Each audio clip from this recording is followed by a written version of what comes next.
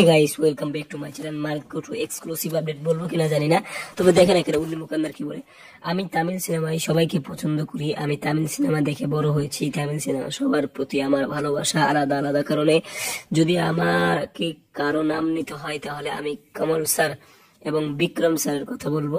এটি একটি মুভির জন্য তাদের কঠোর পরিশ্রম, নিষ্ঠা ও সম্পূর্ণ পরিবর্তন হয়ে যায়। তারা সবসময় আমার আদর্শ। আমি বিক্রম স্যারের সঙ্গে একটি মুভির জন্য আলোচনা করেছি, শীঘ্রই ঘোষণা দেওয়া হবে। অভিনেতা উন্নি মুখান্দার দেখেন সে কিভাবে তার এখন জুনিয়র, এখন অনেক বড় তারকা বনে গেছে, তারপরে তাদের সিনিয়রদেরকে কত এই করে শ্রদ্ধা করে। আর আমাদের বাংলাদেশের একটা মুভি করে আফরান নিশোর মানুষ শাকিব খানকে বলে স্লো অভিনেতা না নায়ক। আচ্ছা, কি এদের মধ্যে কি আছে, এদের দিয়ে কি আর এর জন্যই তো তারা আগাতে পারে না। এদের মধ্যে শুধু অহংকার, বড়দের সম্মান করতে জানে না, মেগাস্টার শাকিব খানকে সম্মান করতে জানে না। আপনারা কি বলেন অবশ্যই কমেন্টে জানাতে পারেন।